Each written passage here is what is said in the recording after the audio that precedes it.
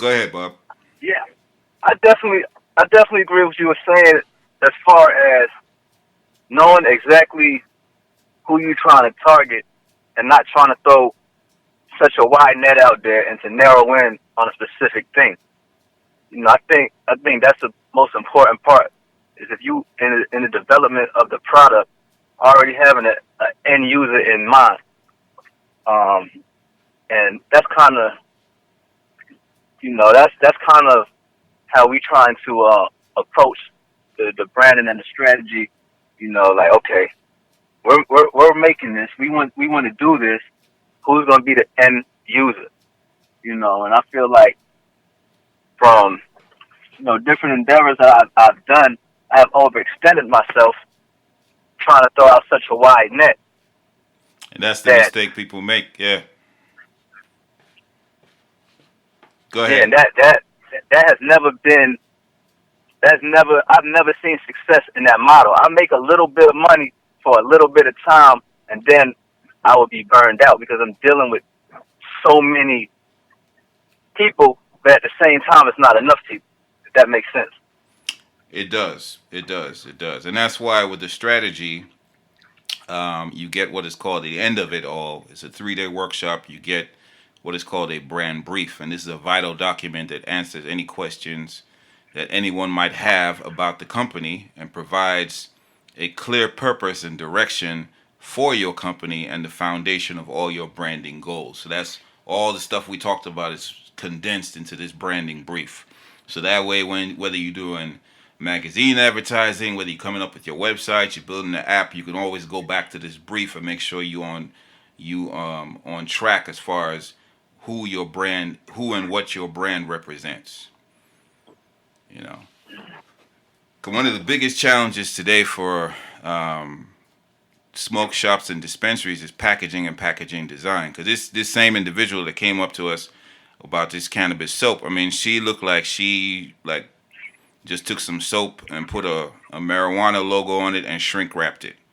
I mean, it, even though you might have a good product, maybe I don't know, I've never sampled it, so I don't know, but you might never get discovered because you don't focus and pay enough attention to the packaging. The foundation of a great marijuana brand is a seamless combination between a great product, great packaging to complement its, the cannabis theme, which requires a lot more than great design, and just resonating with the customers. It must also mitigate risk, because you're investing all this time in developing this product. You also have to know, okay, when I put it in competition on the shelf with all these other ones, mine is going to stand out. And it's also going to be true to my brand and, who I am and what the brand is about. Does that make sense? That's that swap meet game. That lady was on that swap meet game, Jack. Listen, at the swap meet, her shit is top notch. You know what I'm saying? At the little local coffee shop, bookstore, you know what I'm saying, next to the seashells, her shit is winning. And I think she was a swap meet level chick, man. I think she was a swap meet level chick that didn't know that and tried to get at you and get some real things done.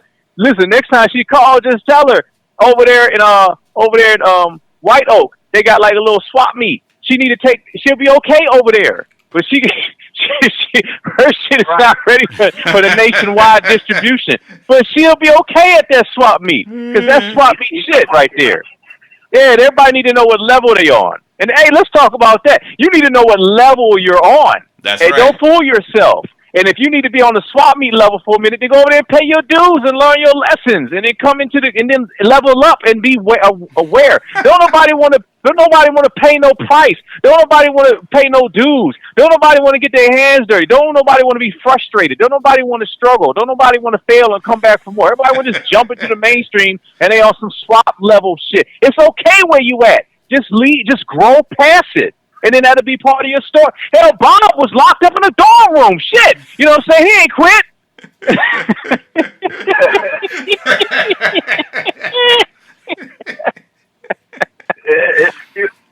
A lot of people just find it hard to learn and to take constructive criticism from people who are experts in their field. They want to try to tell an expert in their field that they're wrong. But Yeah. the expert obviously realizes that your approach will not be profitable. But they don't understand that. A lot of entrepreneurs will take things personally and internalize things that are meant to help them. Yeah, Yeah. the ego is in there. Yeah. It's personal. It's personal for him. That Cause she that kept ego is so deep. yeah.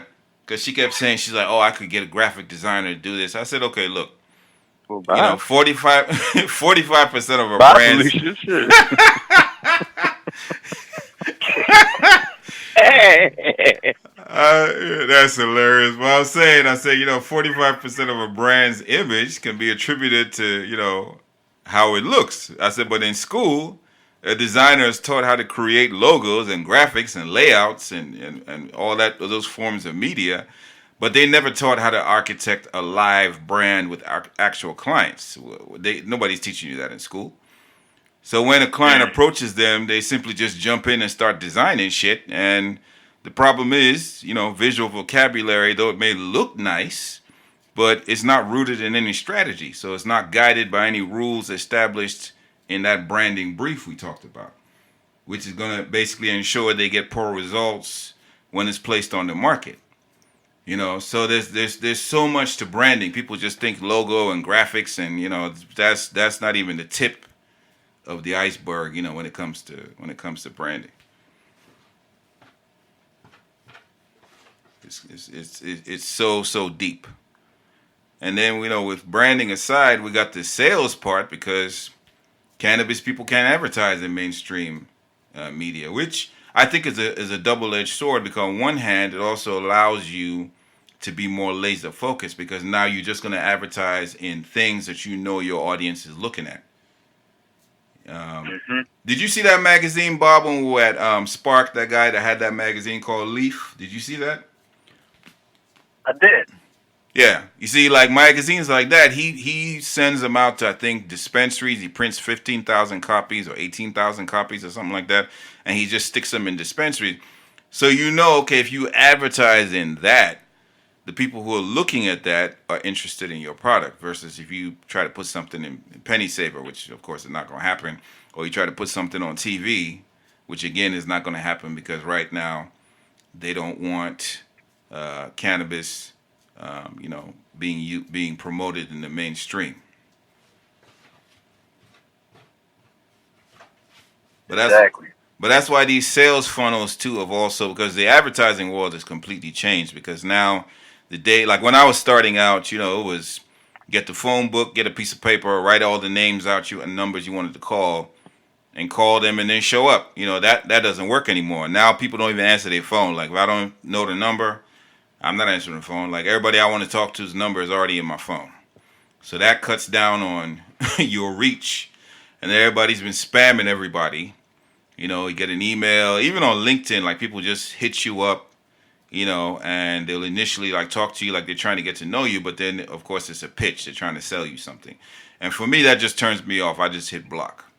One of the most effective things nowadays is these sales funnels, because sales are the lifeblood, of any business. Without that, your marijuana venture is surely going to die a quick death, but with sales funnels, you got to provide something that's easy, that's automated, that you can measure, a way to sell and deliver products online.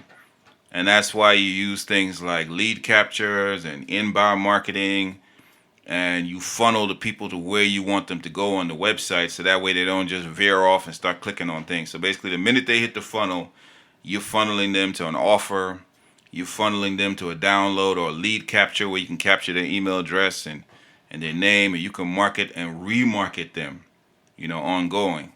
So that's where we're at right now. That's the future. And then of course you got the AI, where you have scripts that we build and a lot of other companies build that basically automate these whole processes, so that way you can focus on what you're doing.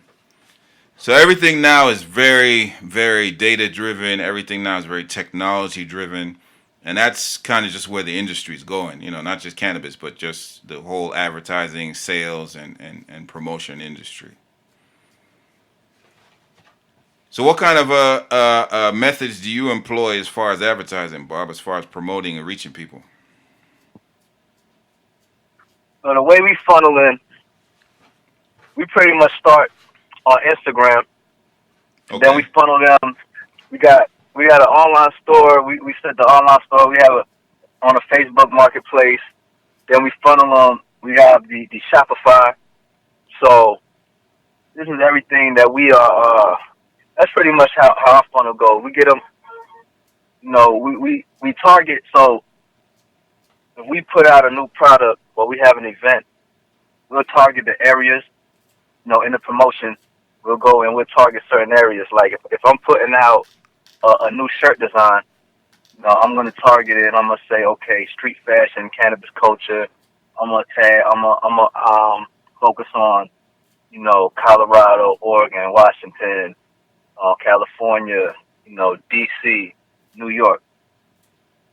So for us, like we go, and then on a demographic range, our demographic is pretty much like 21 to like 44. Okay. That's been our biggest demographic when we've been going through the analytics and who's been giving us the most engagement. Okay. So, that goes back to now that we've identified that. Now we can focus the resources where they need to be focused at to get those people. So yeah.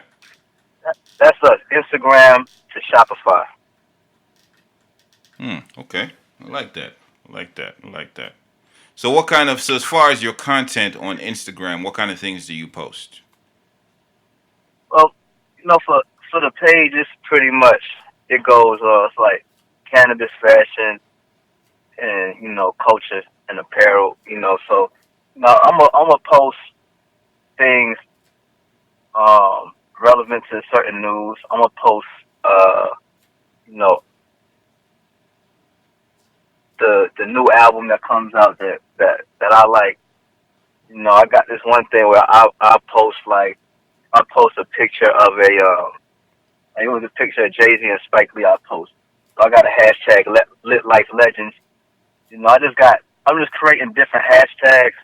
So 5-10 years from now, it'll be a catalog of different hashtags, and so my main branding strategist is out in Detroit, and he runs it's pretty much a marketing company and social media marketing. He's been doing this now for 15 years. So up in Detroit, everything's legal there as well.